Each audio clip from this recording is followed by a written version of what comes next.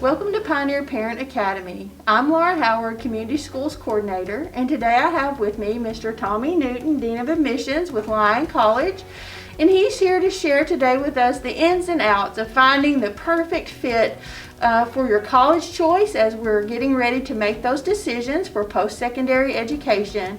Welcome. We're so glad to have you today. Thank you, Miss Laura. It's a pleasure to be here. Great. Well, we're going to start off with a question related to public and private colleges. Could you tell us the difference between a public and private college? Well, I think I know we're going to cover the cost and financial fit here in a bit, but that's one difference. Many times a private school has a larger, higher cost, a sticker price than a public school. But what I would say is a couple things. One, look a little deeper. A lot of times, and this is no knock to any school, I'm for college, but sometimes state schools will list maybe 12 hours of credit when they are sharing what the fees and tuition will be. If you take 12 hours a semester, you would be on a 5-year plan. Right. So you have to kind of build in an extra year's worth of expenses, so you might be increasing your college costs right there by 20%. A private school, Lyon being an example, and I've worked at other private schools as well, we use a flat rate for tuition. So 18 hours costs the same as 12 hours. Oh, in other words, being a full-time student, while it might make you full-time, quote unquote, it doesn't allow you to graduate keeping the main thing in 4 years, but full load students, which is closer to that 15 to 16 hour window, you're doing that, you're going to graduate on time. So that would be one thing. Another thing I would say is, I do believe that most state schools have most of the things, if not all of the things that a private school has. I think it's size. Private schools tend to be a little bit smaller, and it's not as difficult to get access to the resources that you need. So whether that's FaceTime with faculty during office hours, whether that's going to the writing lab, and getting the tutoring services that you need or health services that you might need, sometimes it's a little bit easier to negotiate access to those at a private school. That's interesting. Good facts. I know a lot of students and families are hearing 2-year versus 4-year colleges. Could you explain a little bit about a 2-year college and a 4-year college? What are some of the differences and benefits of choosing one over the other? I'm a big believer, and that junior college can be a fantastic place. It can be the perfect fit for a lot of students. Particularly if you're looking to cut costs. I know I keep going back to the cost of education, but that's usually towards the forefront. If you want to cut the cost of college in half, go to a junior college for 2 years. Sure. It is a bargain. And so that's one thing, just the cost. Two, sometimes high school, sometimes the idea, some kids are ready to go to college, to a 4-year school and succeed. Some others might think, I feel like I need a little bit more cooking, I need a little bit more time to simmer. I need to learn more about not just maturing as an individual, but really learning how to study. It's okay to be at a junior college. In fact, I would say the two most important things for someone who's going to junior college who wants to transfer to a 4-year school is to know where you're going to go. Right. You have to know where you're going to go, because you have to know, do they have the major that I want? Will my classes be transferable? Am I even taking the right classes? Or if the 2-year school is really kind of the final deal, you can get an associate's degree, you can get career and technology degrees there, and vocational degrees that can help you get on to the next step. Right. Perfect. That's great information. Well, now I'd like to move on to thinking about that college search. Why is it important to start early, figuring out this college business? I think it's about options. Early is on time's late, and late's too late. So let's talk about money. Half the schools out there, half of the colleges out there have a separate deadline for admission and for scholarship. Now, what could happen is, if you don't get into the game quick enough, you might apply. Usually the application deadlines are open later than the scholarship deadline for those schools that kind of do the separate deadlines and separate applications. And what that means is you have to have 2 dates in mind. Am I applying on time, but am I also applying for scholarships on time? And for the schools that have separate deadlines, they typically also have separate applications. A scholarship application, an admission application, a scholarship essay, an admission essay, a scholarship rec letter, an admission rec letter. And so you want to be able to make sure that you're hitting both of those. Otherwise, you might fall in love with the school and realize you left money on the table. and we definitely don't want to do that. And there are ways that you can apply to a four-year school, whether there's early action and early decision, there's regular decision, there's rolling decision, and late. So right? much information. Early decision is going to be a binding situation. It means that you're applying to a school, and that if you get admitted, you're going to go. That's kind of frightening to me, right. particularly if you do not have a financial aid award package with that. If someone says apply early decision and we'll get you your award package, I'm okay with that. But early action is applying early and just finding out early. You're not bound to go to that school, you just get to find out earlier. And really, that's what we want. We want to find out sooner rather than later. Back in the olden days, back in our time, FAFSA, the free application for federal student aid, didn't even open up until January 1st of your senior year. Now it opens up October 1st. Right. And back in the day, they used to use the previous year's taxes. Now we use 2 years ago taxes from when you're going to enroll. You know, if you're coming into the fall 21, we'll be using 2019 taxes. And so those bits of information are more readily available so that you can find out. Being admitted to college is half the battle. But the other half is going to be the FAFSA, the Arkansas Challenge, and finding out the financial fit as well. What would you suggest to a student who's wondering about whether they should even visit a college they're considering?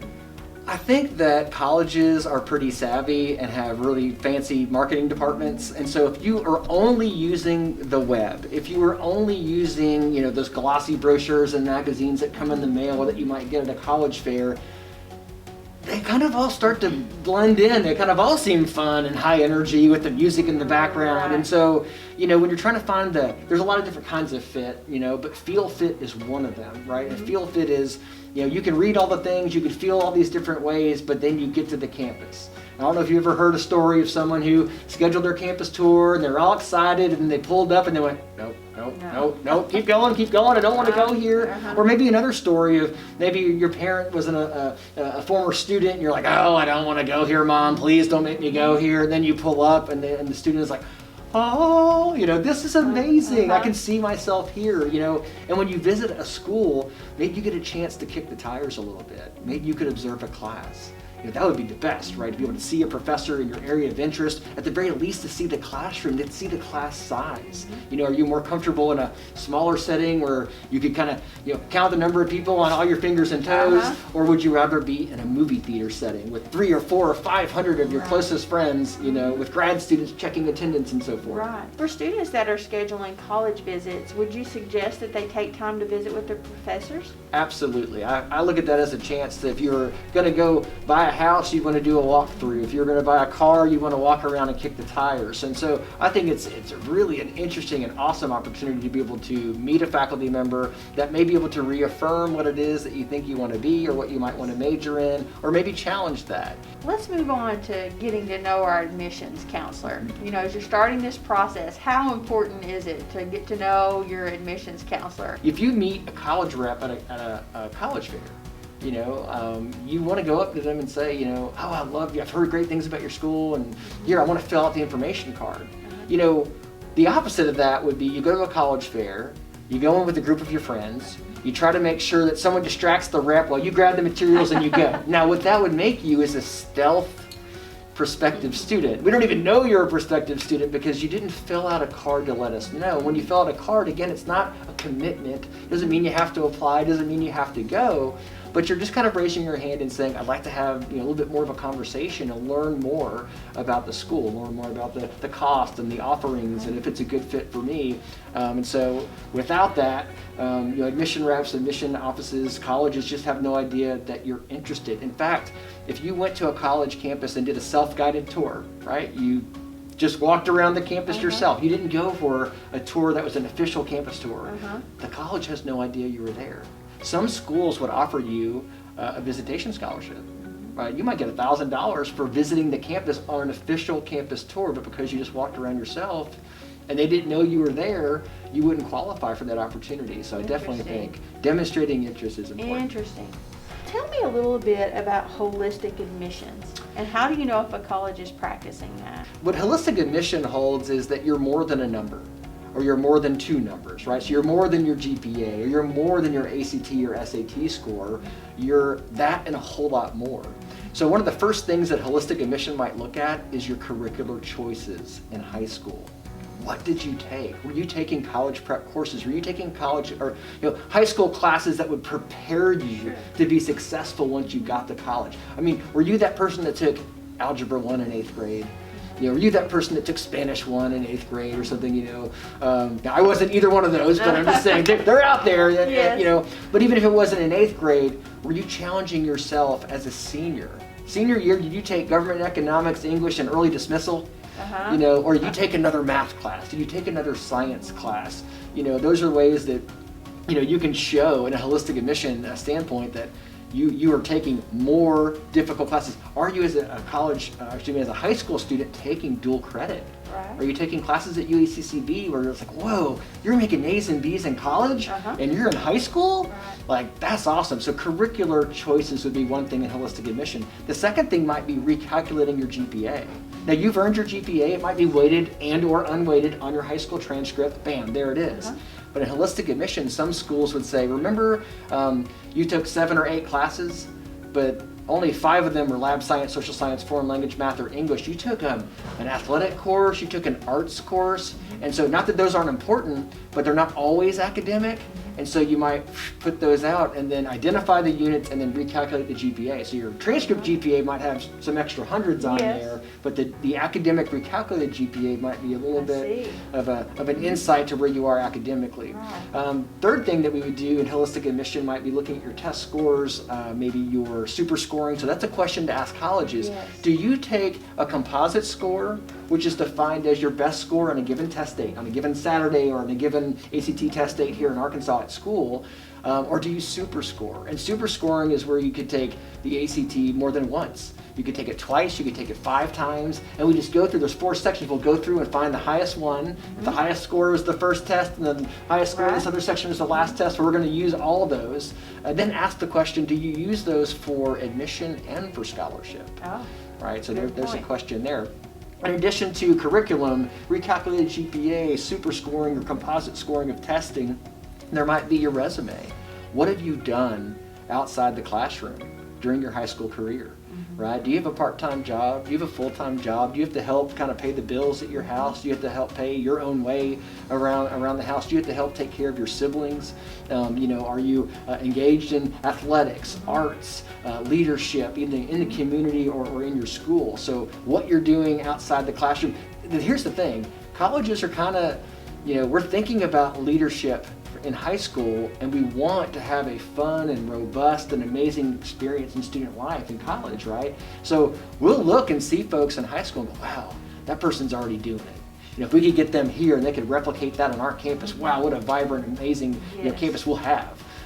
So that's an important thing. What you're doing, it's not just what you did, like how many things you did, but what was the level of involvement in those things. Last thing I would mention might be an interview.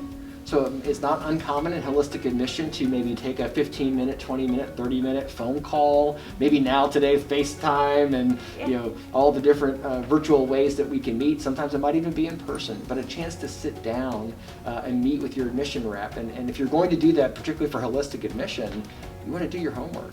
You want to make sure you know a little bit about the school, that you've got questions ready. Ideally, that's not just them grilling you with questions, but it's an exchange of information. The opposite of holistic admission would be an assured admission school. Assured admission means these are the criteria, and if you meet them, you're in. Let's think about kiddos that are getting ready to make the decision and they're looking at schools. What are some questions that a student might ask themselves when considering the size of the college? Size of the college, well, average class size, student-teacher ratios. I mean, a ratio would be, how many students do you have per professor? I'll give you the example for Lyon. It's a 12-to-1 student-teacher ratio. Well, what's the average class size? We have 16 students on average, but statistics can lie, right? I mean, you can say, the average is 16. Well, I had 52 people in this class. Well, but there's some other class with 2 people in it, right? And that's why we were talking about earlier about maybe visiting a college or visiting with a professor, maybe observing a class. I mean, I would definitely want to either observe a class and see a professor in action with students that would be potentially my future classmates. And at the very least on a campus tour, I'd love a chance to see, could we see 3 or 4 or 5 classrooms? Please tell me the ratios. Please tell me about your averages and what that means at your school. But I want to see some spaces too. So kind of a trust but verify situation. Well, what about location of schools? Is that something students and families should consider Oh, when they're absolutely. picking?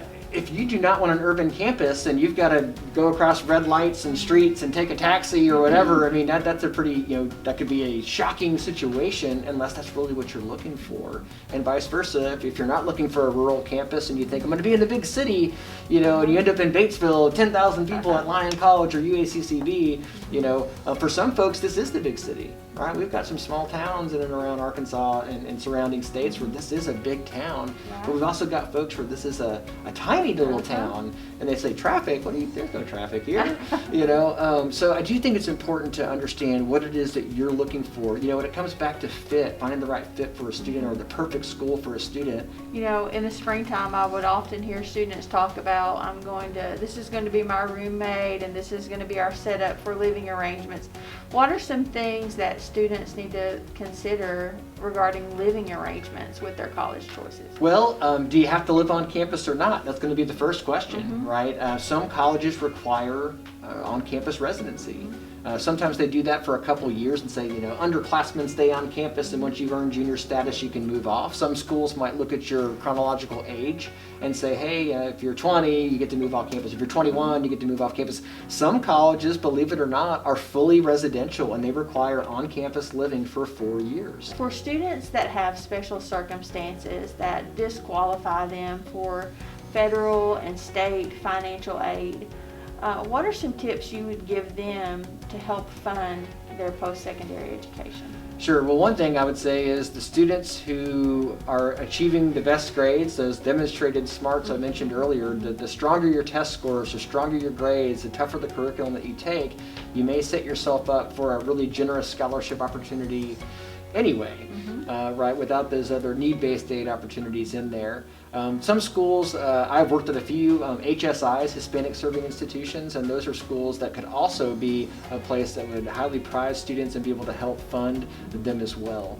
When it comes to other kinds of special circumstances just for any student, FAFSA, we talked about FAFSA earlier. The good thing is it's available earlier in the senior year. The downside is it does require your parents' cooperation, in completing the tax return information. I have experienced time, typically to be independent. If you were someone who could get a FAFSA need-based aid situation, to be declared independent, you'd have to be married, you'd have to have a child, you'd have to be in the military, or you'd have to be like 21, I think, right? So there have been times where we've had a student who was declared independent. Now that's done by each individual college's financial aid department.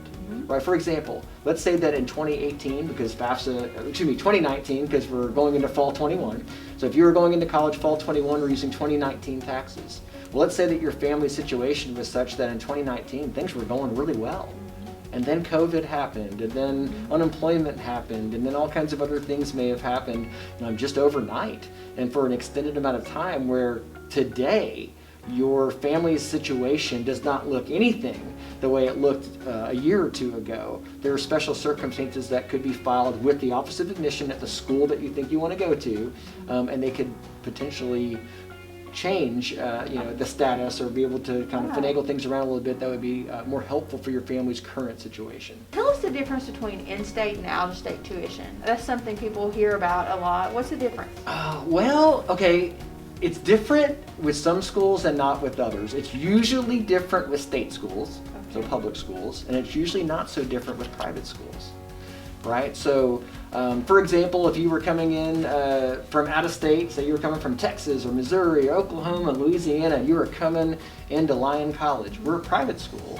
Or if you're going to Hendrix, private school, the tuition is absolutely the same. If you're in the state as a citizen, as a resident of Arkansas, or you're outside of the state coming in. But the state schools many times will charge a premium for out-of-state attendance. Well, some of these state schools that might waive out-of-state tuition for some reason or another. And that reason might be you're so profile positive. Your academics are so amazing that we're going to give you in-state tuition. Well, thank you, Tommy, for this powerful information. And I think it's really about being informed. And so Everyone, I hope that you take away from this the information and the questions that you need to ask as you are finding that perfect fit college for you. Thank you, and we hope you enjoyed this video.